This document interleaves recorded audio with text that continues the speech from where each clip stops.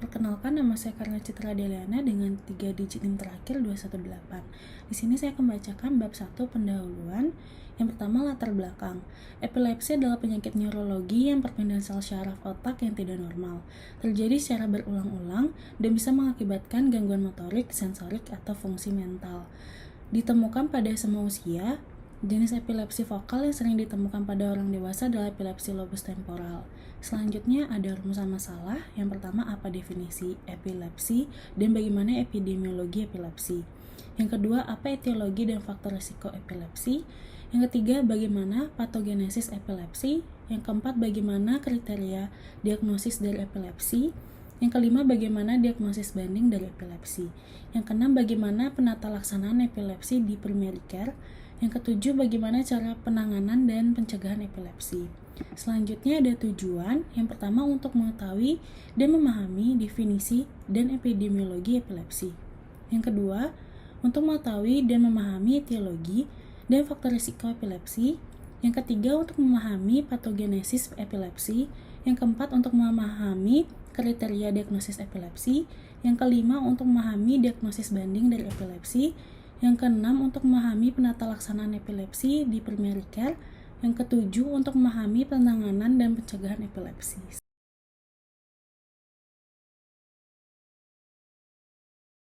Perkenalkan, nama saya Putu Kintan Landari dengan 3 DJM terakhir 190. Epilepsi merupakan salah satu penyakit neurologis yang menyerang otak, di mana telah menyerang sekitar 50 juta orang di dunia.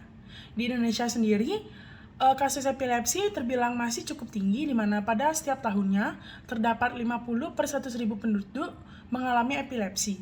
Dilaporkan prevalensi epilepsi sendiri terjadi sedikit lebih tinggi pada laki-laki dibandingkan wanita. Dan epilepsi itu terjadi akibat adanya pelepasan neuron yang berlebihan yang terjadi secara berulang sehingga menyebabkan adanya disfungsi baik pada sensorik, motorik, maupun psikis pada tubuh. Epilepsi ditandai dengan terjadinya kejang secara berulang dengan waktu yang singkat, baik terjadi pada sebagian tubuh maupun seluruh tubuh. Kejang pada epilepsi terjadi setelah adanya gangguan pada central nervous system, baik secara struktural, sistemik, toksik, maupun secara metabolik, dan terjadi setidaknya 2 kali selama kurang dari 24 jam tanpa adanya penyebab yang mendasari terjadinya kejang. Perkenalkan, saya Niwayan Arstia Abdi Utami, NIM 19025-11017. Di sini saya akan mempresentasikan mengenai etiologi dan faktor resiko dari epilepsi. Menurut International League Against Epilepsy (ILAE) tahun 2017, etiologi dari epilepsi dibedakan menjadi etiologi struktural, etiologi genetik, etiologi infeksi, etiologi metabolik, etiologi imun, dan etiologi yang tidak diketahui. Di mana berdasarkan persentasenya, menurut Research Reach European tahun 2015, yang terbanyak itulah 37%, yaitu etiologi struktural, 36% adalah etiologi yang tidak diketahui, dan 20% adalah etiologi genetik.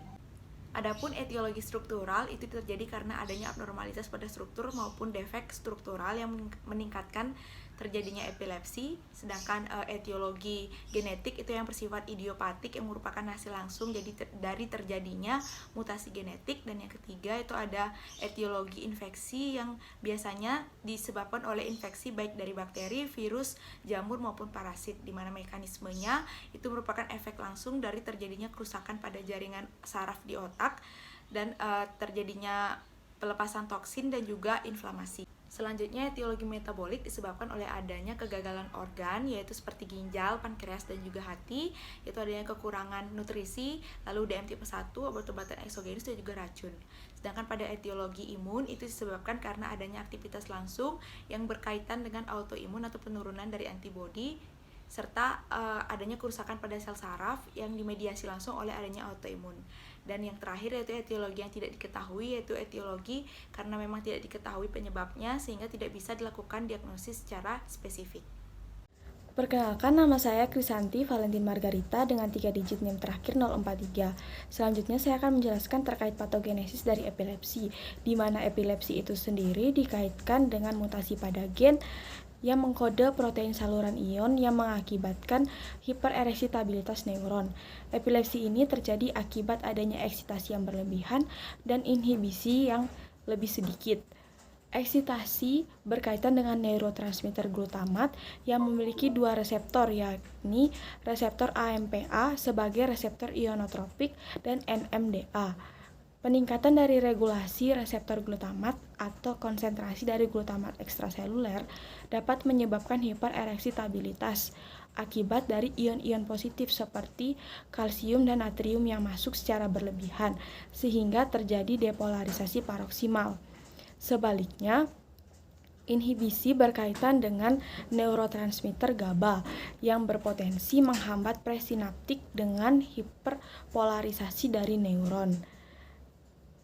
Neurotransmitter GABA itu sendiri memiliki dua reseptor, yakni reseptor GABA A yang bekerja spesifik pada channel Cl klorid atau Cl-min di postsinaptik dan GABA B yang memediasi K+ atau kalium pada presinaptik autoreseptor. Apabila terjadi pengurangan atau penghambatan dan hilangnya dari GABAergic ini dapat meningkatkan kemungkinan dari potensi postsinaptik dan peningkatan dari eksitasi dari glutamat itu sendiri, sehingga dapat terjadi pergeseran depolarisasi paroksimal listrik yang menyebabkan ketidakseimbangan antara eksitasi dan inhibisi atau ketidakseimbangan dari neurotransmitter GABA dan neurotransmitter glutamat ini sendiri yang menyebabkan terjadinya kejang dan pada akhirnya akan menyebabkan epilepsi. Perkenalkan, nama saya Kadek Dinda Yusriwinanti dengan 3 digit NIM terakhir 012. Di sini saya lanjutkan dengan kriteria diagnostik. Diagnosis klinis epilepsi ditegakkan dari anamnesis, pemeriksaan fisik neurologis, dan pemeriksaan penunjang untuk konfirmasi penyebab kejang. Anamnesis dilakukan untuk dapat mengetahui jenis kejang seperti klonik, tonik, kejang umum tonik-klonik, atonik, spasme, dan lain-lain. Selain itu, pada anamnesis juga ditanyakan hal-hal seperti apa kondisi yang membangkitkan kejang, apa yang dilakukan sebelum timbul kejang, apakah ada gangguan fungsi otonom, apa yang terjadi setelah kejang berhenti, riwayat kehamilan, riwayat keluarga yang mengalami epilepsi, dan riwayat penyakit lain yang menyebabkan penurunan kesadaran. Pemeriksaan fisik neurologis dilakukan untuk melihat apakah terdapat defisit neurologis difus atau vokal yang berhubungan dengan epilepsi. Pemeriksaan penunjang yang dapat membantu menegakkan diagnosis adalah elektroensefalografi dan MRI. Diagnosis epilepsi berdasarkan ILAE 2014 dapat ditegakkan menjadi 3 kondisi. Yang pertama, minimal 2 kejang tanpa provokasi terpisah selama di atas 24 jam. Yang kedua, terdapat 1 kejang tanpa provokasi, dan kejang selanjutnya kemungkinan mirip dengan risiko rekurensi umum minimal 60% setelah 2 kejang tanpa provokasi dalam 20 tahun yang akan datang. Dan yang ketiga, diagnosis sindrom epilepsi. Perkenalkan, nama saya Putu Angga Prawira Suryaputra dengan digit NIM terakhir 204. Jadi di sini saya akan menjelaskan tentang diagnosis banding dari epilepsi. Yang pertama ada episogenik non-epilepsi spell, yaitu gangguan kesadaran yang menyerupai epilepsi. Kejadian ini dapat disebabkan oleh kekerasan fisik, kekerasan seksual, dan cedera kepala traumatik. Yang kedua ada transient ischemic attack, suatu kondisi hilangnya fungsi sistem saraf pusat lokal secara cepat, berlangsung kurang dari 24 jam. Yang ketiga ada transient global amnesia. Nah, TGA ini dipicu oleh aktivitas yang sangat berat, salah satunya adalah stres tinggi. Yang keempat ada myoklonus, suatu kondisi di mana otot menyentak secara tiba-tiba. Myoklonus dapat berupa epilepsi atau non-epilepsi. Yang terakhir adalah gangguan tidur. Nah, gangguan tidur ini atau rapid eye movement atau REM dan narkolepsi memiliki suatu periode di mana pasien dapat tidur secara tiba-tiba yang mungkin terlihat seperti episode kehilangan kesadaran yang berkaitan dengan kejang. Sekian dari saya, terima kasih. Baik, sebelumnya perkenalkan, nama saya Maria Julieta Kandelaria Andarato dengan 3 digit NIM terakhir 01. Selanjutnya, tata laksanaan epilepsi in primary care. Tata laksana dilakukan jika pasien datang dengan gejala kejang, biasanya perlu dilakukan pemeriksaan diagnostik tambahan. Berdasarkan dari International Liga Against Epilepsy, mengenai tata laksana epilepsi juga menyampaikan bahwa diagnosis epilepsi dapat ditegakkan setelah pasien mengalami 2 kali kejang selama 24 jam. Namun, dengan salah satu kejang tersebut memiliki derajat 60% dengan resiko lebih tinggi dari kejang yang satunya. Setelah pasien mengalami kejang untuk pertama kalinya, pasien harus melakukan magnetic resonance imaging atau MRI otak, dan EEG. Selanjutnya akan dijelaskan oleh teman saya. Baik, perkenalkan, nama saya Kada Ayu Sri Tasnayanti dengan 3 NIM digit terakhir yaitu 034.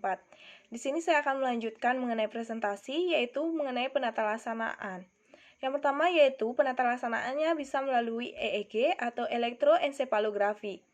Elektroensefalografi merupakan alat diagnostik yang paling utama untuk menangani pasien epilepsi. Dalam hal ini, untuk mengevaluasi aktivitas dari epileptiform abnormal.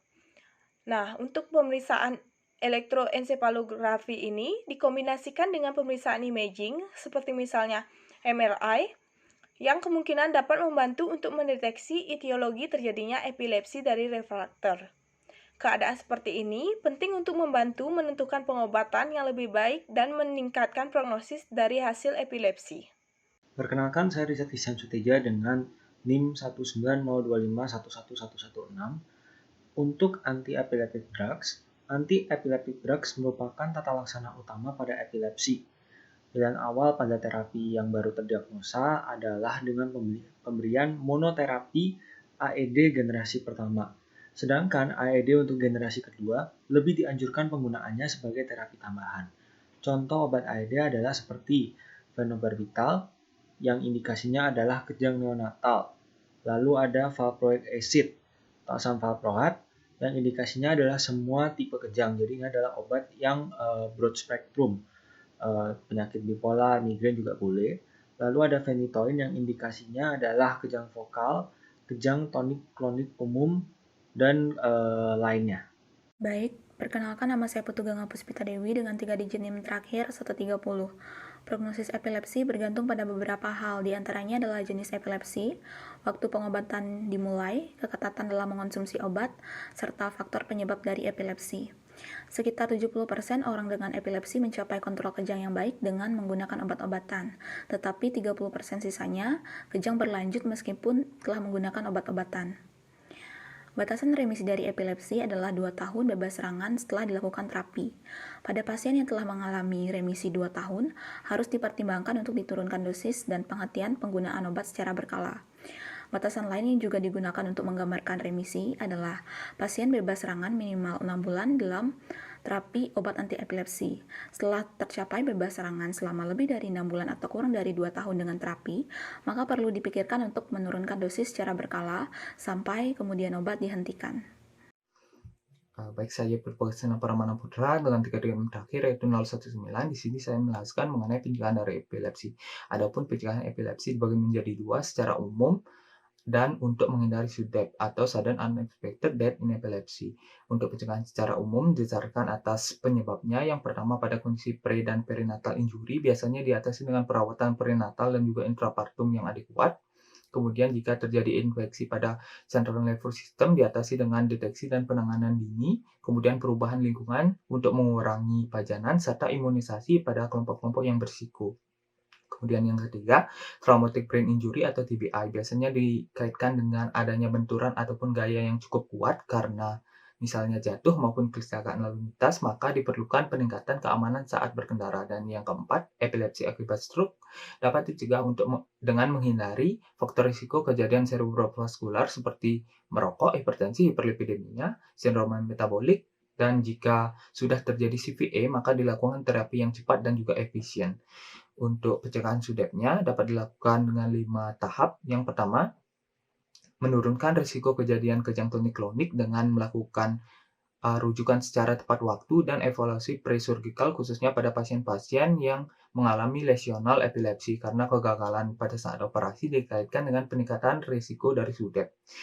Dan juga diperlukan edukasi terhadap pasien mengenai gaya hidup yang mempengaruhi kontrol kejang. Kemudian yang kedua, meningkatkan deteksi kemungkinan distress kardiorespirasi dengan observasi klinis dan juga alat monitoring kejang. Yang ketiga, melakukan nocturnal supervision untuk mencegah obstruksi laju napas dan jika diperlukan menggunakan safety pillow. Karena pada saat post-ictal hypoxic koma, gagal napas terjadi karena pasien tidak bisa merubah posisi tidurnya. Dan yang keempat, menurunkan hipoventilasi sentral. Dan yang terakhir, turunkan adenosin dan endogenous opioid yang dapat menyebabkan distres pada otak dan juga batang otak. Sekian. Perkenalkan, nama saya Nyoman Ira Santiwedari dengan NIM 3 digit terakhir yaitu 184. Di sini saya akan melanjutkan kesimpulan.